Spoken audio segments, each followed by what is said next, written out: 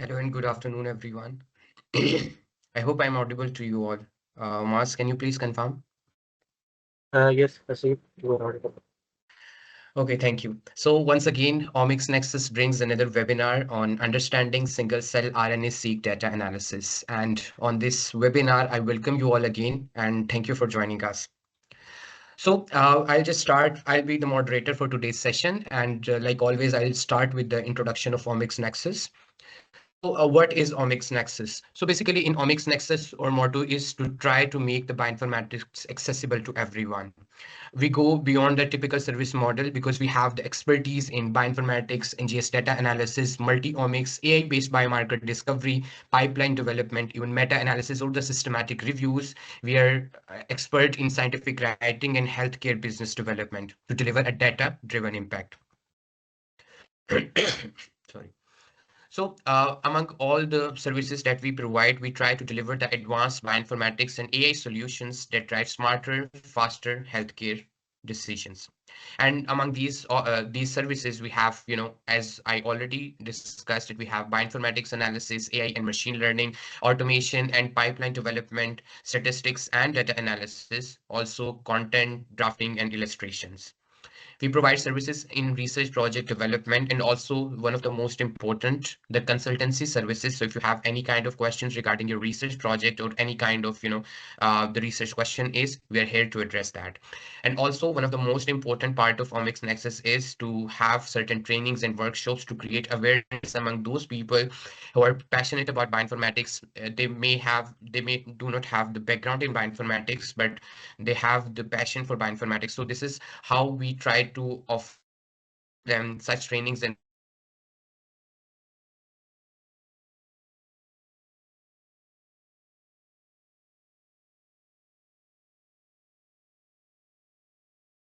so that they can AI, stats, scientific writing, etc. So it's a blend of everything. We offer tailored end-to-end solutions. So we do not leave you in the middle. We offer end-to-end solutions. So whatever the questions you have.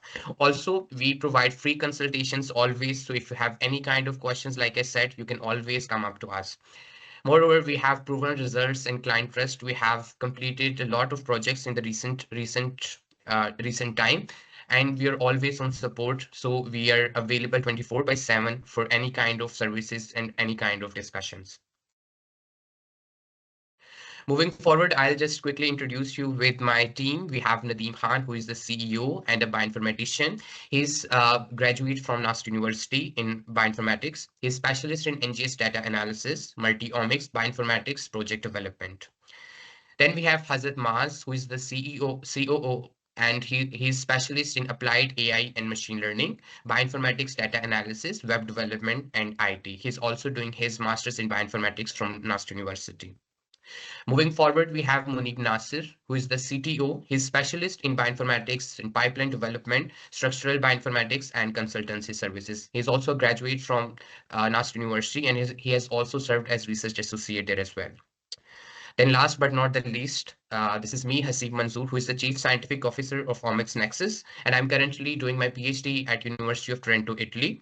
I'm specialist in metagenomics, machine learning-based biomarker discovery, and science communications. So we in a short span of time we did a lot of things. At first we decided to start a free webinar series. Again, this is for you people. This is for all those people who are passionate about bioinformatics. They are coming from different backgrounds and they do not know from where to start. And for that specific reason, we started it with Bioinformatics Starter Kit, where we explained each and everything that you need to grasp the bioinformatics field, and then you can excel in that. Then we had another free webinar from Data to Cure AI and Bioinformatics in Modern Healthcare. We all know that artificial intelligence and machine learning, it is very, very important for bioinformatician. Also, stats and ML is a backbone of bioinformatics. So this is where we wanted to aware you guys with the current trends as well. Then recently we had another free webinar on GitHub because because in bioinformatics you have to develop a lot of tools or the pipelines or workflows. So GitHub is again the backbone of all those things.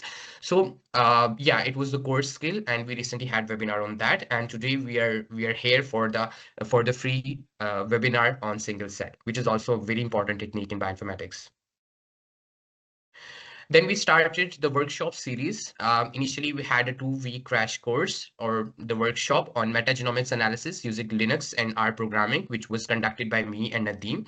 And then we, in recently, we had a workshop series which consisted of 3 modules: the transcriptomics-driven biomarker discovery across cancer stages, and then we had R for biologist, and lastly, we had a module on machine learning for transcriptomics data analysis. So these were also the very important 3 modules that we covered recently. And yeah, hopefully we are coming up with more exciting webinars and workshops for you guys. Okay, so one of the very, successful time and the milestone that we had achieved in order to expand what Omics Nexus is. So we started with an ambassadorship program. So the purpose of this program is to have those passionate people who can speak for Omics Nexus. So what Omics Nexus is and how they would represent Omics Nexus in different institutes. Yeah, they're coming from every nook and corner of this country, and yeah, they have a lot of they're coming from all the biological background, be it bioinformatics or some other life sciences. So we are grateful to have them with us. Then one of the very important milestone that we recently achieved, that we had upgraded our system. We now have high performance computing where we can do any kind of analysis, any kind of bioinformatics services that took a lot of time in our local machines. So now we have a high performance computing systems. And then we also announced our website. Our website is live, and I hope you have go through with everything. And I think that was the core thing where you had to register for this webinar. So I hope you liked whatever is there. We are open for any kind of feedback to make it better, to make the experience better for you guys. Okay, so I'll just share a glimpse of whatever the upcoming events we're going to announce very soon. So we have a single cell RNA-seq workshop followed by this webinar. So basically, this webinar was the purpose behind to basically give you an understanding of what single cell RNA-seq is and what are the application in daily life, and how you can grasp this technique in order to excel in bioinformatics. So this would be obviously like a webinar art. This would be more like a theoretical session, but a practical session would covering each and everything of what single cell is about. So stay tuned for that. And also we have a bioinformatics summer school coming up, where we would be having the 4 module, the Omics Foundation, where you would get yourself familiarized with the Python, Linux, and R, the basics, and also the human genomics. We will do the genomics data analysis, and then there will be another module of structured bioinformatics where there would be molecular docking and simulations, and last but not the least, microbial genomics, where we will perform the metagenomic data analysis together. So this summer school will be a full pack of all the learning and as well as the hands-on sessions. So yeah, I would definitely recommend you guys to join this. Okay, regarding single cell, Nadeem will also discuss more in detail because he would be the person behind that. So yeah, I'll just quickly introduce you to the speaker of this session. He's Nadeem Khan. He's a bioinformatician with an MS in bioinformatics from Nast University. He's specializing in NGS data analysis using Bash, Python, and R programming. He has a strong focus on multi-omics data integration and has contributed to both tool development and applied research projects aimed at advancing therapeutic strategies to complex human diseases. And with that, I would just quickly hand this off to Nadeem Khan. Thank you so much, Okay. and see you all in there. Okay. So Bismillahirrahmanirrahim. Assalamu alaikum everyone. I'm Nadeem Khan, the founder of Omics Nexus, and I'll be the speaker of this session today. We start with that. The webinar is related to understanding single cell RNA-seq data analysis. I will be covering different aspects of it. The objectives of today's webinar is that what is basically bioinformatics, and I will dive into the gene expression quantification, the different types of quantification, how the genes are quantified. I will also give you an overview of what is basically bulk RNA, what is the difference between bulk RNA sequencing and single cell, and why single cell is superior from all the other technologies. The most important thing is the experimental design workflow, that how the data is being generated from a single cell experiment. And after understanding the basic workflow of that, how data is generated, then I will also guide you through the data analysis the data analysis workflow that is very much important for a bioinformatician. And I will teach you that what are the different steps to analyze the data and what are the tools and how to analyze the data. So get started. So most important thing is that the objectives are, the first objective is to make the participant understand the workflow of single cell RNA sequencing. And the second objective is that to provide the conceptual explanation of that, how the data is being analyzed. Okay. So there are two main modules of this entire webinar: how the data is being produced, how the data is analyzed. Okay. So be focused, and you can ask questions in the last, and you will learn a lot. Okay, so let's start with bioinformatics. What is bioinformatics? I'm sure that most of the people would know about it. That what is basically bioinformatics. It's an interdisciplinary field that is three fields are combined together to make bioinformatics. That is, for the first of all is the biology, the second is the statistics, and the third is the computer science. Like in biology, we generate the data. Statistics analyze the data to make different important hypotheses out of the data. And computer science provides the tools and applications, the platforms to analyze the data. So these three domains combine and it forms bioinformatics. Here in this webinar, I will also be showing you that how single cell is a part of bioinformatics, how the data is generated. So you will be learning about the biology. Parallelly, I will also briefing you about the statistics, that how statistics is helping out in the data analysis. And yes, we'll be discussing about the tools also, that how computer science is helping out in performing the data analysis. Okay, so this is the very simplest definition of bioinformatics. That is the combination of biology, statistics, and computer science. Okay. Now, there are two major fields of bioinformatics. The first one is genomics, and the second is proteomics. Inside genomics, we deal with the DNA content, genomic content. And there are a lot of analysis, but the major parts are the whole genome sequencing data analysis, that we deal with the entire genome of a human being or different other living organisms. The second part is the transcriptomics. The transcriptomics is basically you'll be dealing with the transcripts, the messenger RNA, the long non-coding RNAs, the regulatory RNAs. When we start dealing and analyzing that specific type of data, that after the transcription, that when we get the data, so basically transcriptomics cover that part of it. And the third one is the epigenomics. There is also a specific field in the gene regulation where we deal with the epigenomics data. And our fourth one is the metagenomics, when we start dealing with the microbial content. So the microorganisms that are present inside our body or inside the plant organism or inside the outside in the environment, and we start analyzing the microbial content. So basically that is known as metagenomics. So it's entirely related to the genomic part. And the other part is the proteomics. So after when we deal with the product of the genes, okay, like the proteins, that what are the structures of protein, how to model it, how to perform simulations, how the protein is behaving inside our body. So it's basically simulation. So genomics and proteomics. And here in single cell, we will be dealing with the transcriptomic. Okay, the genomic part inside it, the transcriptomic part, because single cell is related to transcriptomic. Okay, so let's start with the transcriptomic. Transcriptome is basically the study of complete set of RNA transcript. It includes messenger RNA and the regulatory RNA. We all know that 95% of our RNA content inside our cell is messenger RNA, and the remaining 95% is the non-coding RNAs. So dealing with the entire messenger RNA and the regulatory RNAs part, it's totally related to transcriptomics. There are a lot of high demand analysis that is involved in bioinformatics, and we are trying, Omics Nexus is trying to educate people in this domain also. So it includes gene expression quantification, when we start analyzing the messenger RNA content inside a cell or inside a tissue. So it's basically known as gene expression quantification. Alternative splicing. Alternative splicing means that we all know that a single gene can produce multiple proteins. So dealing with such type of data is basically known as alternative splicing, and dealing with that specific type of data is also a major field and major part of bioinformatics. Then it also comes the transcript isoform quantification, that how how a specific gene produces different proteins, what are the isoforms inside it. It is related to transcript isoform quantification. And last is the non-coding RNAs, like long non-coding RNAs, enhancer RNAs, and microRNAs, circular RNAs.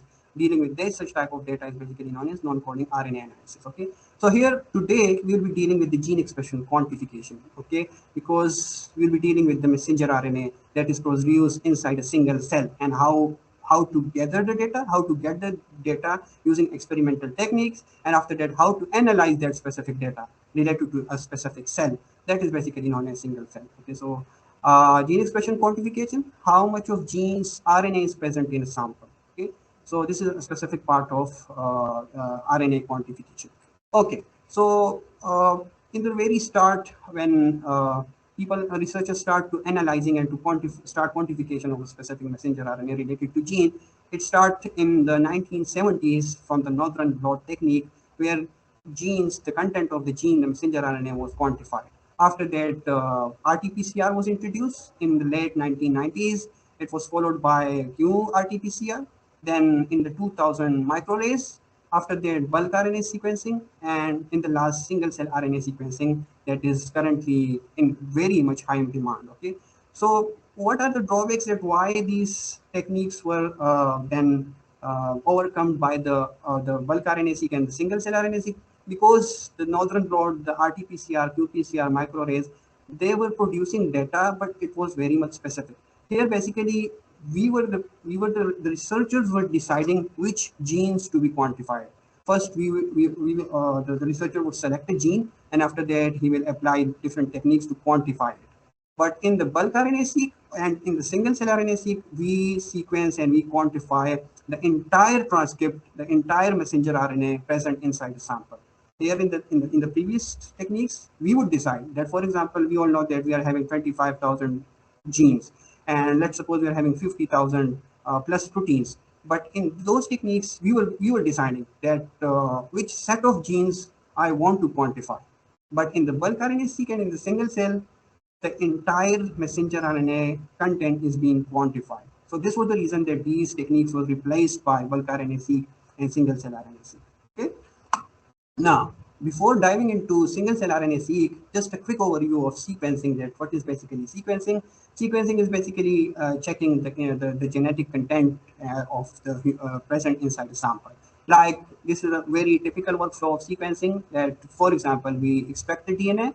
After that, we fragment it, we prepare a library, and after that we sequence it. Okay, we are just looking into the real genetic content of that tissue or that sample, and we get the FASTQ file and we perform different type of analysis. Okay, so this is a typical sequencing workflow.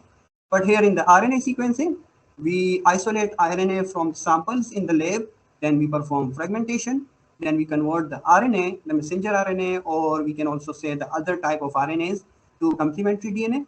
We perform library preparation, and after that we perform sequencing. And after sequencing, when we get the data, so then we perform different type of analysis that I mentioned in the start, like the gene quantification, the isoform quantification, alternative splicing, the regulatory RNAs quantification and analysis. So this is the technique behind this RNA sequencing, that how the data is being generated. Okay, so now come the bulk RNA-seq versus single cell RNA-seq. So I will start with the bulk RNA-seq. That in the bulk RNA-seq experiment, we are quantifying the messenger RNA inside a sample, but we are not focusing on each cell inside that sample. That, for example, if we take a pancreatic tissue from a, for example, we take a pancreatic tissue, so we are not interested that in the messenger RNA of each cell. We just deal the entire messenger RNA as a case or as a control, and we extract the messenger RNA from it, and then we analyze it. Okay, we do not know that which RNA comes from which type of cell. Okay, but in the single cell, things get very much interesting. We are looking into the messenger RNA of each cell type. Okay, we know that, for example, if there is a cancer inside a tissue, okay, so we know that there are plenty of neutrophils, there are plenty of immune cells, dendritic cells, and other type of cells. There are also pancreatic cells.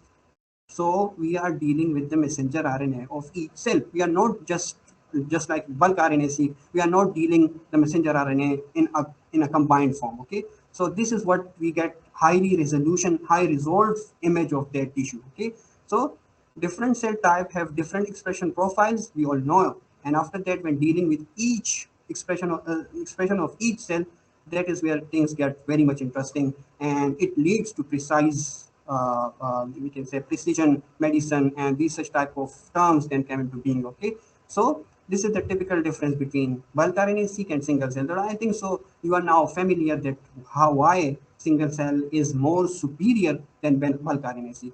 I'm not telling that bulk RNA-seq is not in demand, but if you want to perform a research and you have the resources and the knowledge, so single cell have the most demand with respect to the bulk RNA-seq. Okay. Now, I think you are familiar with the difference. Let's get started with the, let's compare the data. Okay. Now here, just look here, the typical, the expression matrix of a bulk RNA-seq. Okay. We are having samples, we are having genes, and gene have specific counts. Okay, so there is no such type of that inside the sample this cell have this such type of expression. This is the typical expression set of a bulk RNA-seq.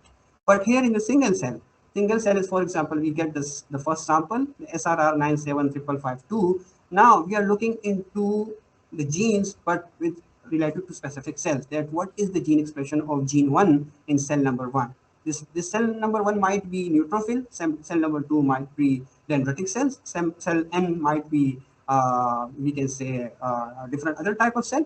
So now look here, in the bulk RNA-seq, we are dealing with the entire sample other than looking into the cells.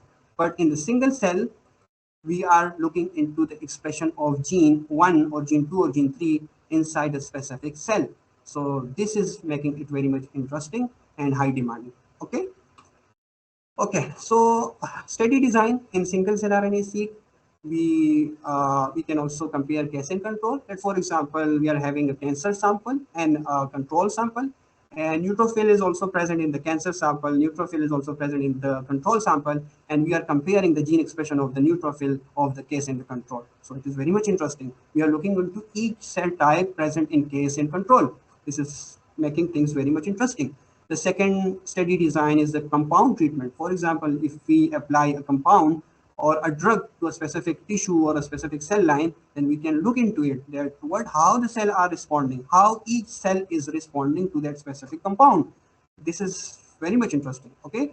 And the third one is the time series, that, for example, that we are looking to an individual for more than an year, and we are checking their gene expression in different time frame, like longitudinal data. Like, I will give you an example of a drug that is being applied to a person for 1 month, and we are checking that after 5 days, what is the effect of the drug, and we are looking into each cell, that how the cell are responding to that drug. So this is the time series data. So it can be applied to the humans, it can be applied to the plants. Okay, so there are a lot of other study design, but when you are performing a research, you have to look into your aim and objectives, that which study design should you choose to apply the single cell RNA-seq data analysis. Okay, so now the most important thing, that I think you are now familiar with the single cell, how it is different between bulk RNA-seq and how single cell is superior. And after that, now here comes the experimental workflow. The most important thing, how the data is being generated. After that, when you are familiar with this, then you can perform the data analysis in a very easy way. Okay, so when we get a complex tissue in a lab, so first of all, what we have to do is we have to perform some mechanical dissection enzyme and some enzymatic dissection. Now let's compare bulk RNA-seq here. In bulk RNA-seq, what happens that when we get a tissue, simply we extract the messenger RNA from it, and we perform sequencing and we analyze the data. But here in the single cell, we first separate each cell. Okay, after that, when getting each cell, we then perform some additional type of experiments. Like after that, we have some specific company-based cell beads that consist of a barcode, a UMI, and poly A tail. After that, those beads are basically, what happens that we just mix our messenger RNA, or when we get the beads, we are having a specific epin drop tube, and after that, what happens that, look here, this is the entire machinery of that single cell experiment. What happens that simultaneously, parallelly, we also release the cells, and also we release the beads inside that machine. What happens that each bead is connected or attached to a single cell. Okay, it consists of a lot of, we can say, physical and chemistry type techniques. But very much simply, I would say that a single bead connect or attach with a single cell. What happens that inside that, we can say that we are also applying some enzymes also there. So what happens that when it get attached to that bead, the enzymes then rupture the cell, and inside the cell there are a lot of messenger RNAs. And what happens is that this poly A tail, sorry, this poly T tail is basically they grab the messenger RNA, because we all know that our messenger RNA have a poly A tail. And after that, all the messenger RNA content is connected or bind to that specific the projection, the spikes that is present over that bead. Now, I think you might be confused, but let me tell you what is basically a bead and what basically is a spike. Okay, so a bead is basically it's a plastic type thing. Okay, and these spikes are attached to it, and there are thousands and millions of spikes on a single bead. Now, the main thing is the spike. What happens is that in the spike, the spike is basically an artificial nucleotide sequence. Okay, what happens is that it consists of a primer attaching site, a 10x barcode. Barcode is basically the we can say the barcode of that specific bead. Okay, a specific bead have a specific barcode. Okay, and after that it consists of a unique molecular identifiers, and in the last it consists of poly T tail. Okay, so what happens that this barcode represent that bead. It is the identity of that bead. Okay, so if a bead consists of 1,000 spikes, so those 1,000 spikes will have a similar barcode. Okay, it defines that. Okay, I will tell you later on. After that, it also consists of unique molecular identifier. It's a specific type of sequence that helps in identifying and helps in getting unique messenger RNAs. Okay, and then it also consists of a poly T tail, where the poly A tail messenger RNA get attached to it. Okay, so this is the entire process. Now, a single cell attached to a single bead. Like here, we are also applying some oil type part in it. So after that, just look here. This dark color is the bead, and this transparent circle type is that cell. So it get attached, and due to the cells and the enzymes, the cell is being ruptured, and after that the messenger RNA is dispersed inside that solution, and it get attached to this complementary, or we can say it get attached to this poly T tail. Okay. Now after that, when we get this such type of 10x barcoded complementary DNA, what then happen is that we perform some PCR type just to magnify the messenger RNA, because we know that we are dealing with each single cell, and we know that inside a single cell there might be some messenger RNA that show lower expression. Okay, so what happens that we want to just make it a little bit magnified, just to we can say that grab it, or just to visualize it after it. Okay, so then we perform PCR, and after PCR we perform fragmentation, and after fragmentation we perform sequencing. Okay, so to be very simple, we are just sequencing this entire spike along with this complementary DNA, and then we get the FASTQ file. What are FASTQ file? FASTQ file consists of the sequences of that messenger RNA. Okay, and after FASTQ file we perform the data analysis. Okay, so this was the entire experimental workflow. You just have to understand it.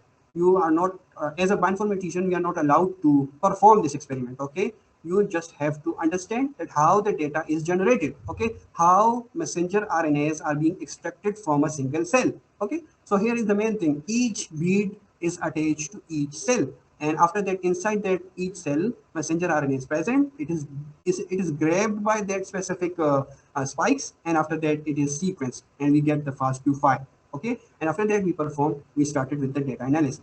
Now here comes the most important part that a bioinformatician should know. Now in the data analysis workflow, we will be using three types of softwares, like the Cell Ranger. Cell Ranger is used for specific purposes. The second is the ScanPy. ScanPy is basically Python-based tool, and the third is the Sorot, that is hosted by the R programming. This is the typical workflow then of the entire data analysis of a single cell.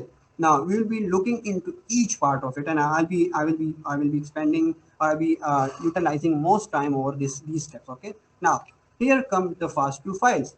Now the FASTQ files come just after the sequencing. Okay.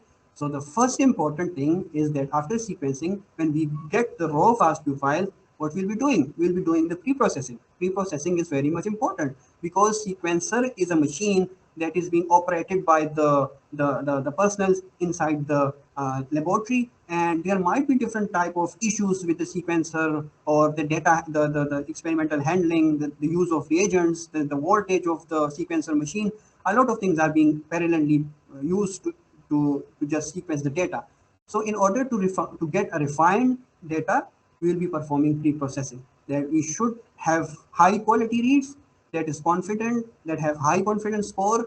We should not have duplicates, and some other type of parameter should also be considered. So in simple, just for the sake of this webinar and the time constraint, I just want to tell you that when you get the FASTQ file, do not proceed directly with it and start analyzing the data. Before that, pre-process the data and get the refined data. Okay, do not use the raw data. First of all, check the data. After that, pre-process it, and after that, start analyzing the data. Okay, so for fast pre-processing, we perform FastQC, FastP, and Trigonometric. It's up to you that which tool you are going to use it. Okay, after that, when we get refined files, so after that, then we perform alignment and the generation of count files. Okay, now here comes the cell ranger, and it's completely Linux based. Okay, Linux is being used to perform this alignment and the generation of count file, and it is this cell ranger is a tool that is hosted by the 10x Genomics. Okay, so what happened is that we get the refined FASTQ files, we also download the reference genome, and after that we align our these messenger RNA, the genetic content present inside the FASTQ file over the reference genome. Okay, and so basically that is known as mapping. And after mapping, it is a computationally extensive process. And after mapping, what happens, and we get 3 files per sample. We get 3 files per sample. Okay, in scRNA-seq, what happens is that after alignment, we just get a single file. Okay, but here, one sample, we get 3 files. Okay, what are these 3 files and what is present in that three files? Let's check it. Okay, so a single file generates 3 files, also known as quant files. The first file consists of the barcodes. This is the structure of it. Now, what are the barcodes? Barcodes are basically the identifier of that specific cell bead. Okay, the beads that are being used in the experiment. Okay, so a single barcode represents a single cell. Okay, a single barcode represents a single cell, because you see in that experiment that a single cell is being attached to a specific bead. So here the barcodes represent a single cell. Okay, now the other part is the feature file. The feature file consists of the genes, the name of the genes. Okay, here are the gene IDs and here are the gene symbols. And the third and the most important file is the matrix file. The matrix file consists of that gene expression data. Okay, gene expression data. So here comes a single barcode is a single cell.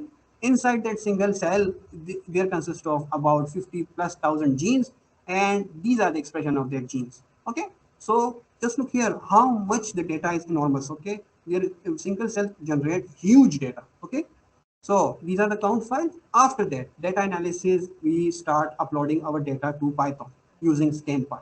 Now look here, this is the typical structure of the data. We have the cell barcodes, we have the genes, we have the gene expression matrix, and along that we have the metadata. Okay, so this is the structure of the file. When we upload the file and we merge all the files, so this is the structure of that the large expression matrix.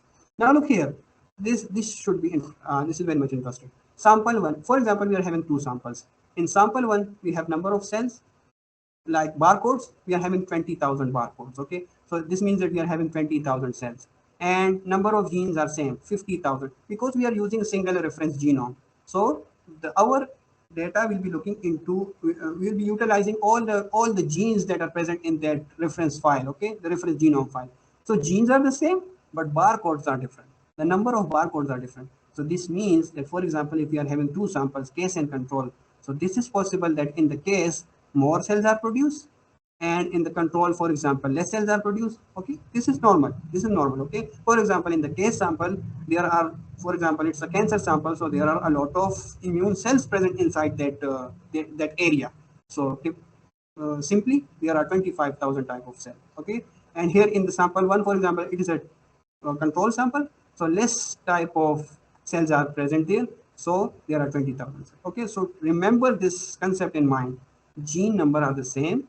Yes, the expression is different, but the gene number are the same because we are using similar reference genome. Okay, and but the number of cells are different. Okay, after if we are having 10 samples, 20, 30, 50, 100 samples, after uploading into the standby, we merge the data and we make a large expression matrix. And this is the structure of that expression matrix. We are having genes, expression data, cell barcode, and different type of samples, like 20 samples of control, 20 samples of disease.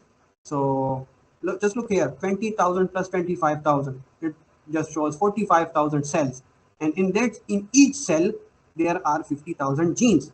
In each cell, there are 50,000 genes. So this is very much enormous data. Okay, that is why single cell is very much computationally extensive, but it leads to precision medicine. Okay. Now, cell filtration, the very important part. That, for example, when we get the cells, so we do not start just annotating the cells and looking into the genes inside the cell. First, we have to see that either the cells that are produced by the experiment, either they are dying cells or they are just doublets or triplets or they are single cell. So we will be looking into it that we should have single cells, not doublets or triplets or dying cells or very unusual type of cell. So for that, we consider 3-4 parameters. Like the first one, how many genes are expressed per total gene in a cell? We know that there is a specific amount of gene that must be produced inside a cell. Now, if those patterns do not follow the typical workflow, then we have to exclude the cell. Okay, let's suppose there are 50,000 genes in a cell. So normally a single cell does not express all type of cells, all type of gene. It does not express 50,000 genes at a time, but at least it expresses 20,000, or we can say it expresses 10,000 or 5,000 genes. But what if a cell expresses 2 or 3 genes? It does not follow the pattern. Either it is a dying cell or it's just an artifact. Okay, so we have to remove that cell. Okay, so this is how many genes are expressed per total gene in a cell. This is a parameter, and this need to be considered. And here, ScanPy allow us to analyze such type of data, perform such type of analysis, and to remove those type of cells. And here, statistic is very much involved here. Okay. Now, the second part, how much a gene is expressed in a cell? Now, we can say that for gene expression is very much important in a cell. But let's suppose there is a gene that is produced, that is expressed 1,000 times in a cell. Okay, so this is not following a specific pattern, and based on that specific data, we have to remove the cell. Okay, because it is not following the rule of gene expression. So this is also considered. Like for example, if we get 2-3 cells per barcode. Okay, if for example there is a situation that inside that machine, when we are attaching a single cell into a single bead, so 2-3 cells also get involved with a single bead. So inside that we get bulk RNA sequence because one cell is not involved, different cells are involved.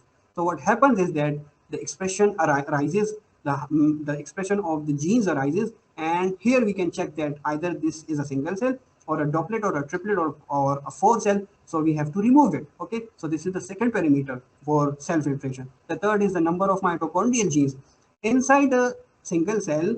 A specific amount of mitochondrial genes are being produced, but what if it just do not follow the rule? Okay, and we can say that in a dying cell there is a lot of mitochondrial DNA. Okay, so if it exceeds the range of that range, we have to remove that cells. Okay, and the fourth one is the ribosomal genes. Okay, we have ribosomal RNAs inside a single cell that perform specific function like there are ribosomes that play a role in the translation process, like the housekeeping genes. Okay, so there is also a specific range of ribosomal genes, but if it does not follow the specific range of that ribosomal gene and the housekeeping gene, we have to remove that cell.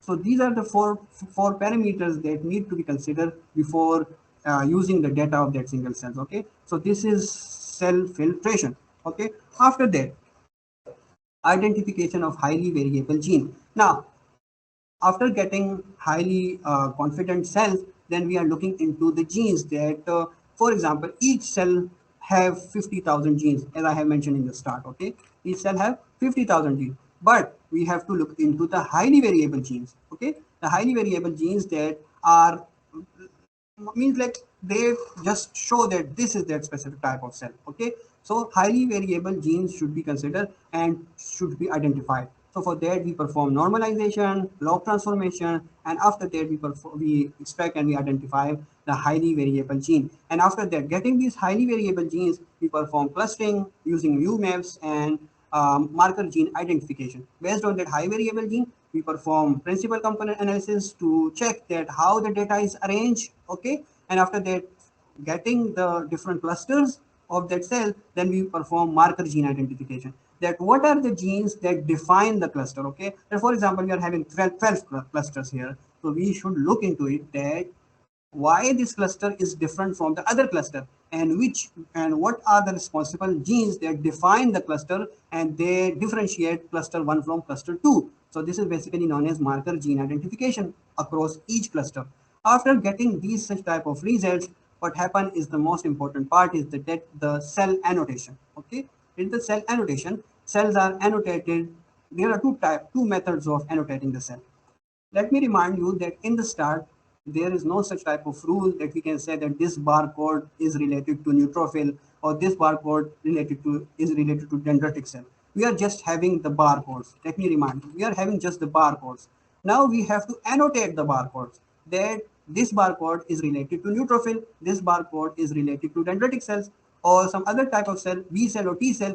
So two methods are being applied. The first one is the method one is the cells are annotated based on the marker genes. Here we check the marker genes, that which genes make this cluster unique. And after that, knowing about their genes using different statistical techniques, we start performing literature.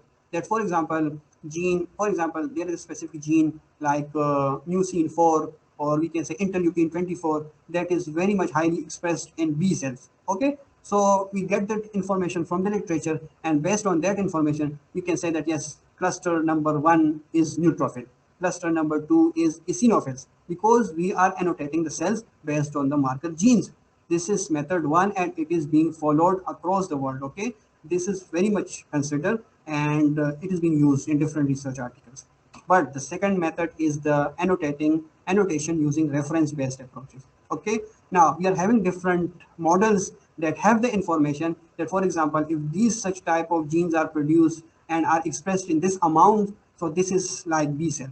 If these group of genes that are produced in this such type of amount, these are endothelial cells. Okay, so it's completely reference based. Here this is manual approach. Okay, we are using literature review. Here we are using reference databases like cell types. Cell types have 59 models, and we can use any model to annotate our cell. So this is method number 1 and this is method number 2. You are allowed to follow method 1 or 2. It totally depends upon your research interest, and you can also perform and you can also use both the approaches, like the hybrid approaches. Okay, you can also use this one, you can also use this one, and then combine the result, so it will make your result more confident. Okay, now after that, what happens is when we annotate the cell, so here come the main part, that let's suppose that we get neutrophil from the disease sample and we get neutrophil from the case sample, the control sample. Then we compare the gene expression across each cell. Like look here into this volcano plot. This is the volcano plot of the B cell. Okay, so what happens is that we are comparing the gene expression of in case and control across B cell. Okay, so look here, this is the volcano plot. Okay, so these genes are upregulated, these genes are downregulated. The reference is the control. So we are looking into differentially expressed gene in the case. Okay, also these are the monocyte and the derived cell. Now here come again the bulk RNA-seq. What happens in the bulk RNA-seq, we are not looking into the differential expression of each cell inside each cell. We are looking into the differential expression across samples. Okay, but here we are looking into the differential expression of each cell type present in specific phenotype. Okay, this is what makes things very much highly resolved and interesting. Okay, so if we are having 10 to 20 cells per sample, so we will be looking into each cell. So we'll be having 20 volcano plots. Okay, we'll be having 20 tables, and after that we will be dealing with that specific type of data. Okay, so these are the volcano plots. So what happens is that this was the entire typical workflow of the single cell RNA-seq. I mentioned that how the experimental design is performed and how the data is being generated and how what are the different steps that are being followed to analyze the data. I'm telling you that single cell generate a huge amount of data, and these all steps are, we just for the sake of this time constraint and this just introductory workshop webinar, I just mentioned the steps. At least you are you are now able to just discuss the single cell, okay? That what are the steps, and after that, now the key takeaway of this webinar or this session was that this single cell is used in modern research, okay? Because cancer is very much complex disease, and looking into it in a highly resolved manner can lead us to precision medicine, okay? Because inside cancer, there are a lot of cells that have different type of expression, and just knowing about their expression can help us to understand the mechanism and the biology of that cancer. We can also deal with the immunology, understand the immunology of the cancer, okay? That inside a cancer sample, what happens, how the immune cell respond to that cancer cells. This, this is where single cell RNA-seq helps, okay?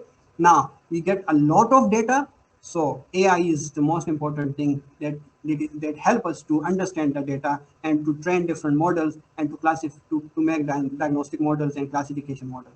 So we can use the single cell data to train different AI models and to tell them that yes, this cell type, when it produces this such type of expression, so this cell type belongs to this such type of cancer. Okay, so we can make the model understand by using this such type of data. But before that, you should know about that how to analyze the single cell data. Strong career opportunities. I'm telling you that in academia, if you know single cell, so it is very much best for you in the case of PhD and postdoctoral research. Okay, I know that in the master's level, single cell analysis is not being performed because it's a little bit difficult for the student to understand if he is not having experience. And but in the PhD and in the postdoctoral research, people are being using this type of data because these are the end level research stages, and you should have modern or highly resolved data to perform your research. Okay, biotech and pharma companies are looking into such type of individuals who know how to analyze single cell data. So if you are having the skill set, you will be get hired, inshallah.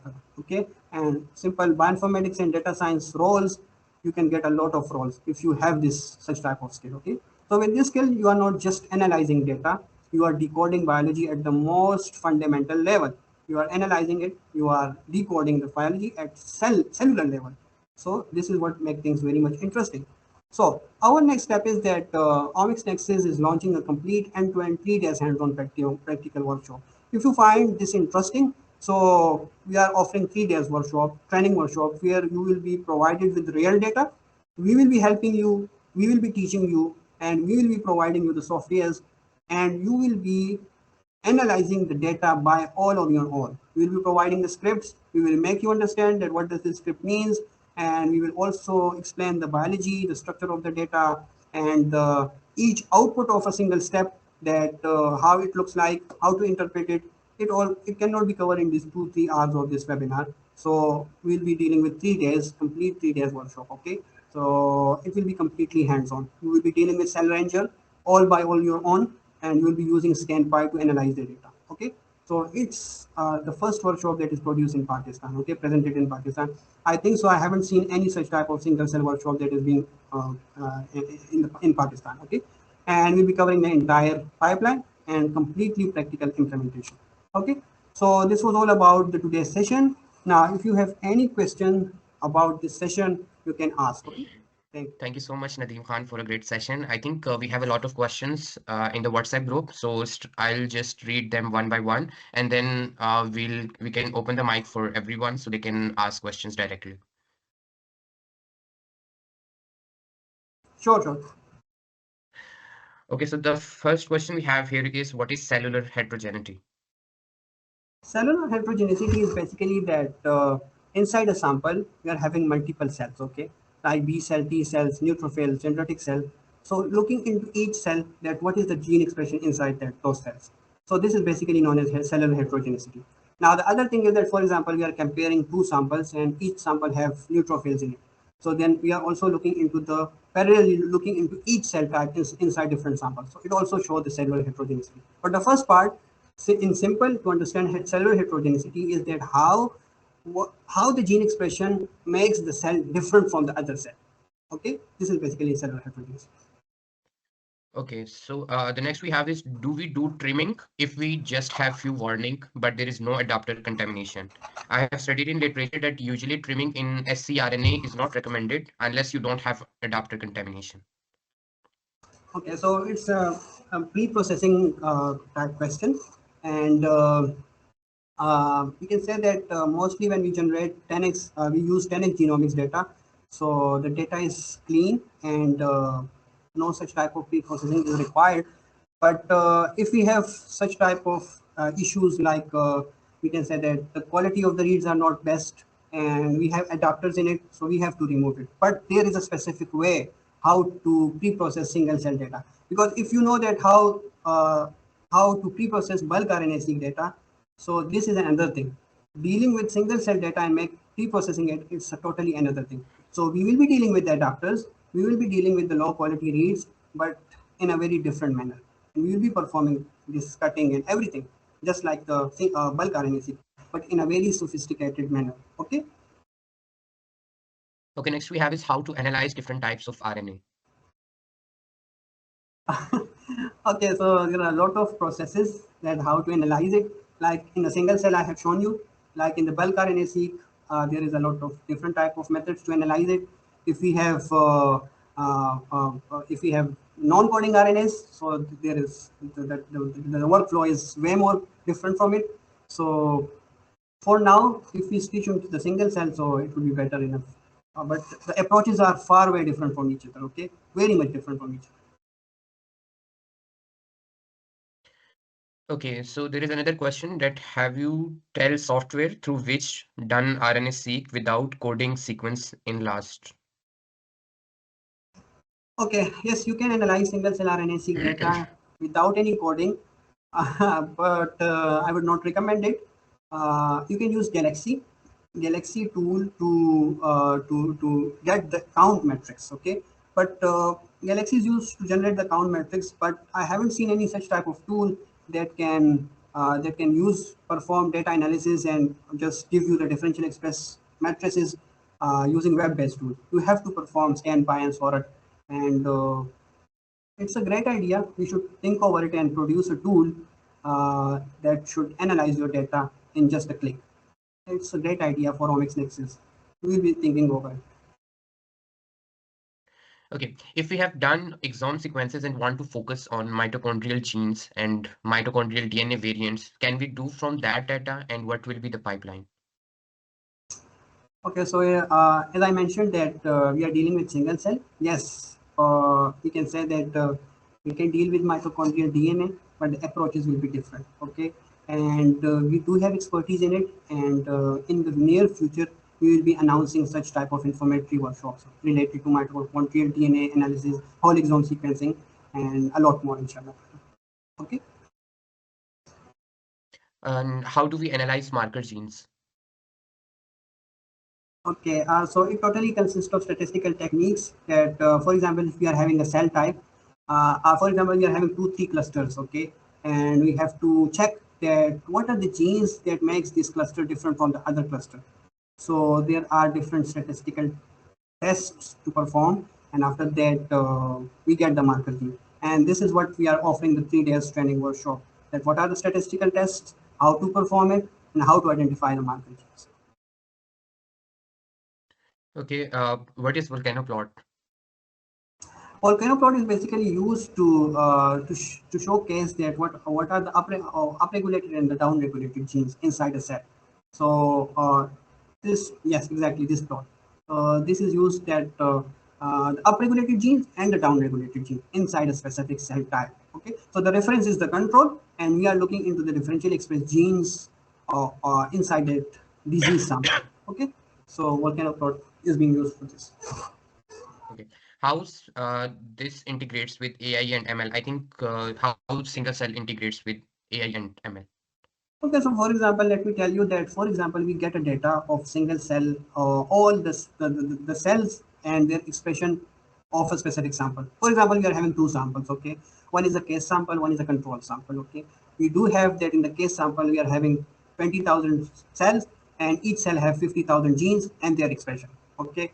Similar Similarly, we are also having the data of the other control also. Okay, so we are having two types of data.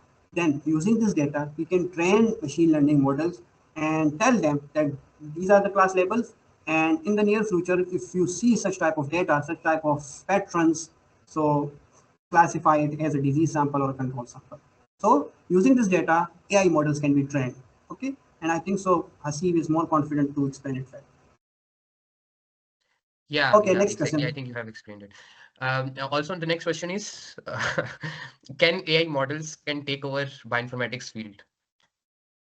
No, let me tell you that uh, this is a very great question, and there are a lot of posts on it. AI is basically just you are the one who train it, you are the one who make him understand. Okay, you are the one who try to understand what is the biology. Okay, make him explain. So bioinformatics, we can say that it's a parent root, and AI is just a part of it. Okay, you are producing the data, you are analyzing the data, you are just making the data effective for that model. Okay, so that model needs you. Okay, it's not self-sufficient. So no taking over of AI for the bioinformatics. Okay. What is the difference between single-cell RNA and spatially resolved transcriptomics? Okay, so here comes a very important question that in near future there is a specific type of technique known as spatial transcriptomics. We are dealing with the locations of, for example, if you are having a tissue and we are looking into specific locations of the tissue, that inside that location, how the cells are expressed. So it is basically we can say that parallelly going with the single cell, but in the single cell we are dealing with each cell type but not the location that where it is present. But in the spatial we are dealing with the location of that single cell, that yes, this cell is present here and this is their location inside the tissue. So parallelly we are also dealing with the coordinates, so another layer of information is being added, and we can say that yes, it is also superior type of it. And we can just say that special transcriptomic related webinar and workshops we are announcing soon, because Omics Nexus does not follow traditional paths. We are dealing with a lot more advanced stuff, inshallah. Okay, so stay tuned. Okay, then there is another very common question that as a student of fourth semester bioinformatics, what should be my approach in order to get hired and all that? Um, I would just recommend that start investing in your time in learning these bioinformatic techniques. There, I think so. Just like us, there are different other platforms also who announcing different webinars and workshops. Try to attend it. Build your skill set. Make a perfect you can say profile of yourself. Learn different type of techniques. After that, you will definitely be hired, inshallah. Okay. So first of all, invest. You are in the fourth semester. You have a lot of time. If you are dealing with wet lab, so I would say that understand the wet lab, but shift yourself to the bioinformatics part. It will be a little bit harder for you, but if until as you are having the motivation and the potential, you will learn it. I can simply say that I come from a wet lab background, but now I am a little bit able enough to understand bioinformatics, hopefully. So invest your time. Okay, so there is another question. So basically, R or Linux question mark is only tail. I think I didn't understand the question. Okay, I'll move forward with the next one. Sure. Assalamu alaikum, Mr. Nadeem Khan, Hasib, and Maaz. Thanks for a great session. Thank you. I have a genuine question about my PhD work. Is it possible that I have a zero experience about bioinformatics and I want to select my PhD title and work in bioinformatics? Can you suggest me or not? Exactly. Just move to it. I have seen a lot of students, and I'm currently in touch with a lot of students who do not have any experience in bioinformatics. But they got their PhDs. They make a nice proposal. They got selected, but they were having the potential to learn bioinformatics. And literally, I'm telling you, Omics Nexus is connected to them, and we are providing services of trainings to them. And now they are able enough to perform their research. Nearly just a couple of days ago, our student of he is in Osaka University. Okay, he's doing his PhD, having zero skills of bioinformatics. He approached Omics Nexus. We help him out, and we just teach him single cell RNA-seq. In I think so, it took us 1.5 months to make him understand that what is single cell and how to analyze the data. And lastly, he just contacted us, and he was selected as a research coordinator and as a research associate in that lab, because in this very much little time, he just unlock and he deconvolute a huge skill set. And his supervisor was impressed, and after that, it was a huge success for Omics Nexus. Okay, so no matter, we are here for you. Okay, we will try to help you in understanding bioinformatics.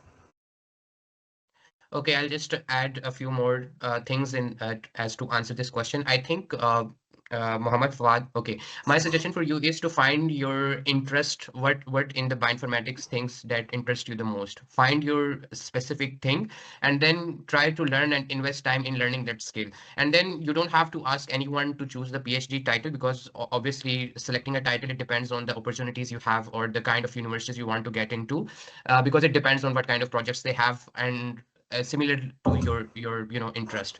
So I would suggest you to find your core interest and then invest your time in getting that skill and then apply for the project that are relative to that. So yeah, I guess. Okay, there is another. Sir, can you go through the pipeline after the data is generated? At which stage to use Suraj, when to use ScanPy?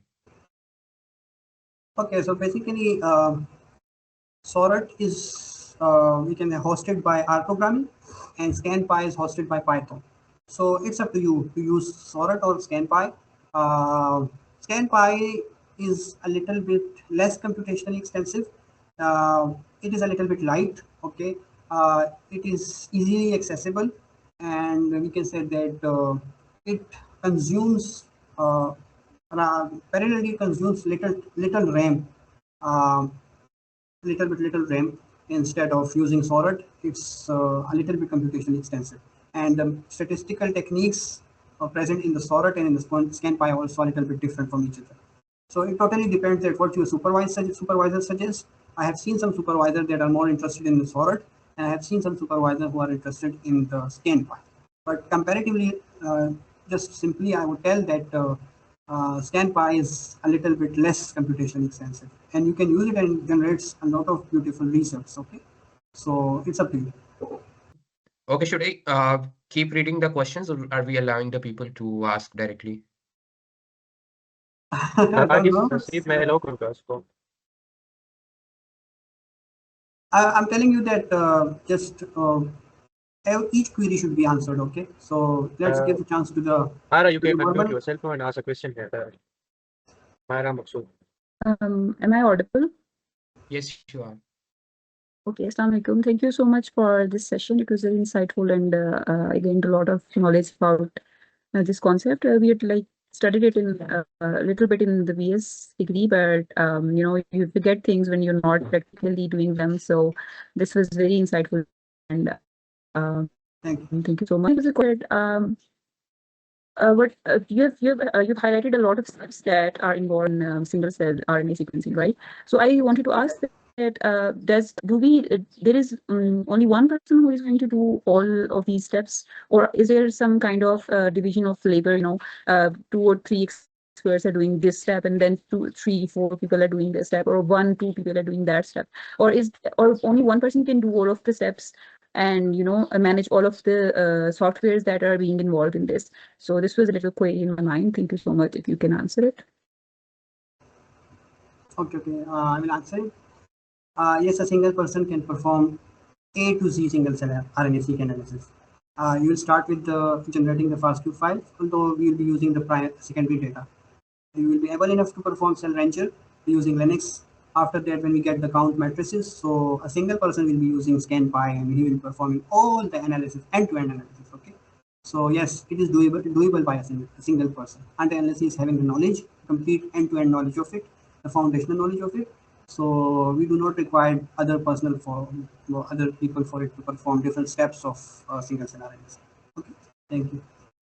Another question, please, if you're Okay. able to answer. Sure. Oh, Yes. another question is that what time do you think will it take to become an expert in single cell RNA sequencing for a person who is, for example, doing her or his MPhil or even BS? So what do you think if they know the foundational, like for example, you have explained the foundational concepts and ideas of the job, but if they don't know the foundation, how much time will it take for them to learn this and be an expert in this?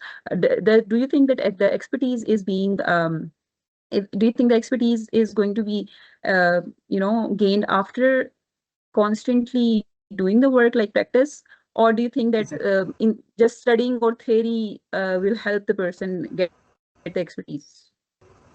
So first of all, we have to totally go with the first part. Okay. As I mentioned that recently we just trained a student of, he was totally zero with the single cell. He was having no foundation of coding, like how to use Linux and R programming and scan Python. Actually, he was also not knowing what is the biology. And in, I think so, it took us 1.5 month to make him understand. And after that, what happens is that now he can produce his own, means that he can use different other type of data of single cell and he can produce the results. Okay.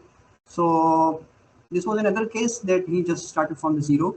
And I can say that it can be learned in 2 3 days, just the foundational part, and the we can also give you ample information to understand the single cell.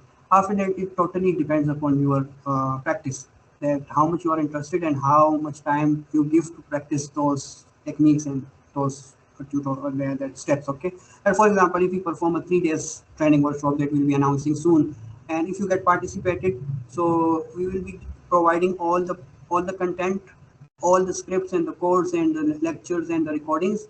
And after that, you are responsible to practice more, to choose different other such type of data sets and to perform the analysis. And by the time we'll be in contact with you, they will be in touch with you and answering your queries. And I think so after some time you will be get exported. So I think you got the answer. Okay, thank you so much, sir. We have another question, Muhammad Ali. Muhammad, please unmute yourself. I think Hello, he Assalamu unmutes. alaikum. Okay, yeah, he's here. Hello, Assalamu Walaikum alaikum. salam. Ji, My walaikum salam. question is, my question is, how can biotechnology student can shift to bioinformatics, and what should be the proper workflow that the student should learn this skill first and then the further skills later on? Thank you. Okay, thank you. I think so, Hasib, you can answer this question. Okay, thank you, Muhammad Ali. I think this is a very common questions for all those people who are coming from the life sciences and they do have a passion for bioinformatics. For the very first thing, I think the very basic stuff about bioinformatics starts with 2 to 3 things. One thing is to have a very basic knowledge of what kind of fields that fall under bioinformatics, and also what are the kind of data set that are being produced in those fields, and what are the databases that are basically like we have the proteomics databases or the genomics databases. So you should have a basic understanding of how the biological data sets are and how they are being, in the repositories or in the databases online. Secondly, one of the very I think important thing and the backbone of bioinformatics is to the coding part, which is very important. So you have to have a knowledge of like initially there are a lot of programming languages that has been taught to the bioinformatics students, but for now that are most commonly used languages are either you have to have understanding of Python or R, which are the the major two languages that has been used in bioinformatics, and then you should have a knowledge of Bash scripting. Uh, yeah, I think these are the very like basic things that you can start with, and then once you have the understanding of what kind of data has been used in in bioinformatics, then you can explore the different kind of tools or different kind of databases that are aligned with those tools, and then you can start learning with the basic tools, like for example identifying like how to check the sequences or how to know what kind of genes that are present in the chromosome, like very small basic projects. So once you are with the very basic stuff, you are good to go with the next level. So it always starts with the basic knowledge of what bioinformatics is. Meanwhile, Hasib, you can continue question from the first group. Okay, there is one question by Sriram. Hello sir, please could you tell us how to differentiate between doublet and diene cells? Okay, so basically it totally comes up with the cell type, the QC quality control of cell. There are some statistical techniques that are used to identify droplets and triplets and the dying cell. As I mentioned that, for example, the gene expression inside a cell is not following a specific pattern. Okay, if, for example, we are having 10 cells, there is specific gene expression inside those 10 cells. But there is a specific cell that does not just we can say that completely completely not resemble, but we can say that it does not follow the pattern. Okay, so if we have some such type of cell that have very much huge expression of genes, so then here comes a little bit suspicious that this should be removed, okay, because it does not follow the trend. Like for example, if you are having a cell that out of 50,000 genes, 45,000 genes are expressed inside that cell. This is not a typical cell. It's a doublet or a triplet, because this much high amount of genes cannot be expressed in a single cell. So we have to remove it, okay. And for example, if this is also the case that out of 50,000 genes, 2-3 genes are expressed, so this is a lying cell. We have to remove it. Okay, so different statistical tests are being applied, and you can easily identify that yes, we have to remove this cell. Okay, so we have different graphs and different other such type of stuff, and it can clearly identify that yes, remove this cell because it's not following the pattern. Okay, hope it answered the question. Next question. Okay, next we have is Subha Bharatra Banerjee. I'm really sorry if I'm not pronouncing your name correctly. Please unmute yourself if you have something to say. Good afternoon, sir. Good afternoon. Good afternoon. Sir, I tried to do a project on my own regarding scRNA sequencing. So I am currently stuck at a phase where I have gone up to the BAM files. After that, I know bulk sequencing pipeline, but problem is that I don't know specifically of scRNA pipeline. But I tried to do after BAM, I tried to do it with cufflinks, but cufflinks is for bulk now. So that's the problem. After that, I tried to do it with STAR. STAR for Linux. I operate on Linux system. So in that also I face some difficulty. So that's why mainly I joined your this webinar. So it's very helpful. Hope to get more insights out of this. Can you get more insights about it? Okay, so let me tell you that yes, when you get the BAM files, so there are different tools.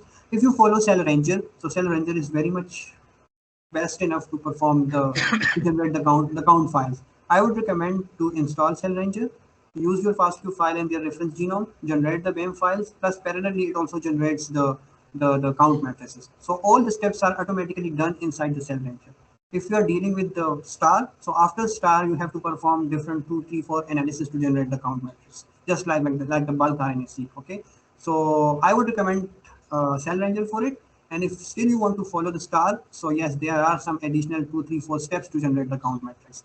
And in our upcoming 3 days workshop, we'll be using Cell Ranger for it, just for your ease and to understanding better. Okay, so So 1 minute, sir. Sir, sorry for interrupting. Okay. Sir, Okay. I tried to Cell Ranger requires higher RAM capacity, right? 32 GB or something Exactly. like that. More than 32 GB. 64 GB. Exactly, 64 Yeah. and more than 64. Okay, sir. Okay, fine. Okay, thank you. Moving on with a question by Shokat. As a new learner, how I can design full project without supervisor? For example, cancer cell and control by using single cell RNA-seq analysis with machine learning and statistical analysis. You can book a free consultancy with Omics Nexus. We will give you 40 minutes to make you understand how to design it, and we would recommend to learn it by taking. We can say that if you join our 3 days webinar workshop, so you can get the hands-on training also. And in the free consultation, we can provide you to how to design your project, and I think we can help you out like this without getting in touch with your supervisor. But you will get in touch at the last. Okay, next we have Gaurav. It would be helpful if we get hands-on to analyze single-cell RNA-seq or if this possible over online. Okay, I think just to make you understand that we have this workshop online, it won't be a physical workshop, so you don't have to worry about to get lost in anything. How can biotechnology students can shift to bioinformatics? I think this is the very same question. Okay, yeah, we have already answered it. One thing where I learned R or BioPython for these type of sequencing. Tell me some or any channel or any source where we learn as a pharmaceutical background having no coding experience. I think there are a lot of YouTube channels who provide such type of services, or we can say trainings, tutorials. But for now, I would recommend that I have a specific YouTube channel, and it is basically science for everyone. And I do provide different tutorials. I think so. There are 150 plus tutorials over bioinformatics. So there is drug design course over it. There is bulk RNA sequencing course over it. you can just explore it. Science for everyone. It is also parallelly in touch with the Omics Nexus, because we are dealing with it parallelly. And yes, in the near future, Omics Nexus will be also hosting and providing different tutorials. There are also a lot of other channels also. I would recommend Bioinformatics. I think so. It is hosted by Khushbu Patel from, I think so, India. He's very much confident and a learned person. And Biocode Guru, I think so. So there are channels, but if I would say that how by studying those channels, how my channel is a little bit more specific, is that I do not believe in fragmented knowledge. Okay, and if I have a skill set, I have to teach my students from A to Z, not just a single part of it and they get lost. Okay. If you just look into the bulk RNA sequencing data analysis, it consists of 18 tutorials. Okay. So from A to Z, I have just mentioned it on my YouTube channel, posted on my YouTube channel. So, but other than Science for Everyone, there are a lot of YouTube channels, as I have mentioned. So you can explore it. Okay. Thank you. Okay, Ali Danish. So basically, R or sorry. So basically, R or Linux is important for these types of sequencing till today, because no software till now except Galaxy software. Yeah, exactly. I think these are the core two things that you have to know to analyze the sequencing data. Okay, as someone who just started bachelor in bioinformatics, which core skills should I consistently work on, like Python, on a daily basis? Python, Yes, R programming, and Linux. Learn yeah, it these are parallelly. Okay. yes. I think so. In We are providing trainings in the summer school also, that how to analyze biological data using R programming, Linux, and Python. So if you are interested and you have time, so you can join that summer school. Okay, I also have query, sir. I didn't know how to okay, this is the same. Okay, how can we know whether the sequencing DNA, RNA, etc. data generated is reliable or not due to some errors in wet lab? Okay, so here comes the pre-processing step. That is what I mentioned in the start. That before starting analyzing the data, you have to check the quality of the data. So when you get the data from the company, perform fast QC to check that what is the quality of the data, and after knowing the quality, then pre-process it if there are such type of errors inside it. Once you get the clean data, analyze it. Okay. Next question. Okay, next, I think it's feedback that I would like to commend Omics Nexus for delivering a well-structured single-cell RNA sequencing analysis pipeline with a professional and user-friendly interface. Enhanced parameter customization options and more comprehensive documentation would further strengthen the platform's utility for industrial applications. Yeah, Gaurav, thank you so much for your kind feedback. And yeah, we have a lot of things coming up. And this is the, the core purpose of these kind of free webinars are to make people aware of what kind of skills are basically are important skills that are basically used in bioinformatics. And the core purpose of this is also for those people who are basically passionate about bioinformatics and who do not know that what are the, key skills that they need to have for pursuing their career in bioinformatics. So this is to help them, and definitely if they want to have a one-on-one sessions, or if they want to join practical sessions, so they can for before those kind of workshops and training, they can get an idea that whether they are interested in this kind of topic. So this is a kind of a treat for them, so they can have a better idea beforehand than like paying for the paid workshop. Okay, can you mention some companies in Pakistan who hire for these skills? Okay, Okay, I think so Maz isn't here, so I'll just quickly answer on his behalf. So initially, there were some companies that used to hire these people, but because of a lot of things, since in Pakistan, there is a thing that you can't hire someone without the prior experience, or if they are fresh graduate from bioinformatics. So I'm proudly announcing a new thing that is coming up very soon. There is a program that we are working very hard on to announced very soon, that is basically a soloist program. This is for all those people who are the fresh graduates, or the people who comes up with who have a lot of passion in the skills, but they also have those skills even if they do not have an industrial experience. I repeat, they should have those skills even if they do not have an industrial experience. It doesn't mean that they are directly coming from a different background with no skills and they are becoming a part of it. So this is for those people who are passionate about those skills and they got those skills, and but they are the fresh graduates and they do not have the specific industrial experience. So we would be counting putting them in for this program, and soon we would be sharing more insight on how this program will go through. And this would be an opportunity for those people to have an industrial experience, and how to do certain kind of research projects, and how even if they are consistent, and they would be we would be taking them with leading some projects in the scientific domains. So yeah, I think stay tuned for this exciting journey with us, and we will be announcing it very soon. Okay, I think I have gone through all the questions on the WhatsApp group. If I have missed any, so you can quickly unmute yourself and ask it. Otherwise, we'll just move forward.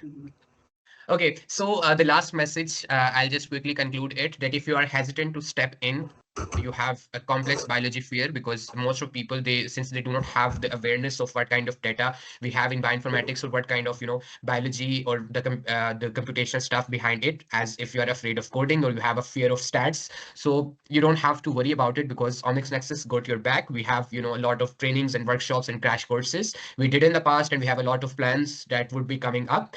And then we have consultations for we have a project development and the research services as well. And definitely, if you want to have a one-to-one mentorship or the consultancy services in terms of what kind of research questions you have, or if you want to design a research project, we would be there to help you with everything, so you don't have to worry about it. Okay, last but not the least, and a very important part of us. So this webinar is free, but what we want from our people to get engaged with us in our WhatsApp community, in our YouTube, following our YouTube channels, or Facebook, Instagram, Twitter, LinkedIn. We are everywhere, and we are here to make a difference. So yeah, I would request you, and I would urge you all to please go through these pages, follow us, and stay tuned with us, because we have a lot of things coming up, and we want to be a very first of its own kind of a company that basically engage with students at the very roots, in order to give them awareness and give them education about Omics Nexus. And apart from that, we would be striving with all the research projects, or all the company matters as well. So we would be grateful if you get in touch with us across all the social media platforms. And yeah, the very important one is our website. We would like you all to go through them from time to time, to stay connected with the latest updates. And yeah, as we discussed in this webinar also, that we have a lot of things coming up. And by connecting with these social media platforms, this is the way that you would stay informed and stay ahead from all the people who are not connected with us. So you will be the first one to get all kind of notifications and future announcement. And with this, I think I will call it a day. So Nadeem, if you have nothing to add, then we can No, but I would thank the participants who have participated in this workshop. They give us time, and I would say that we did our best. At least you are 10 to 15 or 20% you are now aware about single-cell RNA-seq data analysis, and at least you can have a discussion with your fellow friend about single-cell. If someone asks you, so hopefully now you can discuss it with the other with your friends, that what is single-cell. I think so. If it is done by our side, so you can give a thumbs up, and stay tuned. We are launching a lot of different exciting opportunities related to bioinformatics. Thank you. Okay, once again, thank you so much, everyone. Please take care and stay tuned until our further events. Thank you so much. Allah Hafiz.